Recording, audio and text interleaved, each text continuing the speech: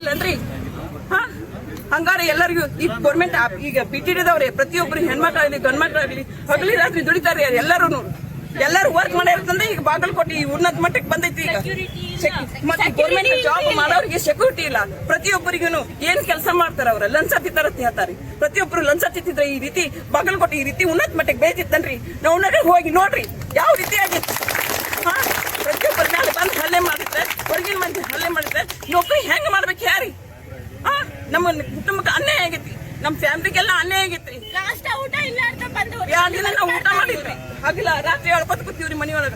ಏನು ತಪ್ಪ ಮಾಡ್ಲಾರ್ದ ಬಂದ್ ಚಪ್ಪಲ್ಲೇ ಹೊಡೆದ್ರಿ. ಏನ್ ನೌಕರಿ ಮಾಡೋರ್ಗೆ ಏನ್ ಬೆಲೆನೇ ಇಲ್ಲನ್ರಿ. ಸರ್ಕಾರಿ ನೌಕರದವ್ರಿಗೆ ಏನ್ ಬೆಲೆನೇ ಇಲ್ಲ ಹೇಳ್ರಿ ನೀವು. ನಮ್ಗೆ ಅನ್ಯಾಯ ಆಗೈತಿ. ಇನ್ನು ಆದ್ರೂ ಆ ವ್ಯಕ್ತಿನ ಪೊಲೀಸ್ ಸ್ಟೇಷನ್ ಹಾಕಿಲ್ಲ. ಇನ್ನ ಏನು ಬೆಲೆನೇ ಇಲ್ಲ ಅಂದಂಗ ಆತಲ್ರಿ, ಪ್ರೊಟೆಕ್ಷನ್ ಇಲ್ಲ ಅಂದಂಗ ಆತಲ್ರಿ ಗೌರ್ಮೆಂಟ್ ನೌಕರದವ್ರಿಗೆ. ನಮ್ಗೆ ನ್ಯಾಯ ಒದಗಿಸ್ಕೊಡ್ರಿ. ನಿಮ್ಗೆಲ್ಲರಿಗೂ ನಮ್ ಪಿಟಿದವ್ರು ಎಲ್ಲ ಸ್ಟಾಫ್ ನಮ್ ಬೆಂಬಲ ನಿಂತಾರಿ. ಎಲ್ಲರಿಗೂ ನಾವು ಪೂರ್ವವಾಗಿ ಧನ್ಯವಾದಗಳನ್ನು ಹೇಳ್ತೀವಿ.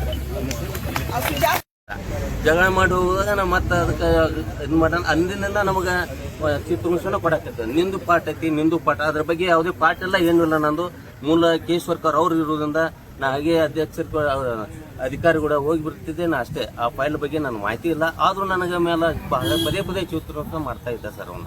ಮತ್ತೆ ಅದು ಅಲ್ಲದ ದೂರ ಕೊಟ್ಟಿವಿ ಸರ್.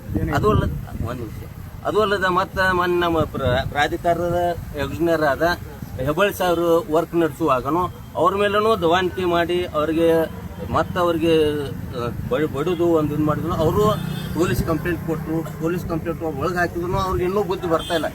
ಪದೇ ನಮ್ಮ ಪ್ರಾಧಿಕಾರ ಅಧಿಕಾರಿಗಳಲ್ಲಿ ಎಲ್ಲರಿಗೂ ಅವ್ನು ಚಿತ್ರಹಿಂಸೆ ಕೊಡೋದ್ರಿಂದ ಮತ್ತು ನಮಗೆ ಈ ರೀತಿ ಆಗೋದ್ರಿಂದ ಅವ್ನಿಗೆ ತಕ್ಷಣ ಶಿಕ್ಷೆ ಆಗ್ಬೇಕಂತೇಳಿ ತಮ್ಮಲ್ಲಿ ಆಧಾರಪೂರ್ವಕ ಕೇಳ್ಕೊಳ್ತೇನೆ. ಮತ್ತು ನಮ್ಮ ಪ್ರಾಧಿಕಾರದ ಎಲ್ಲ ಅಧಿಕಾರಿಗಳು ನನಗೆ ಸಪೋರ್ಟ್ ಕೊಟ್ಟು.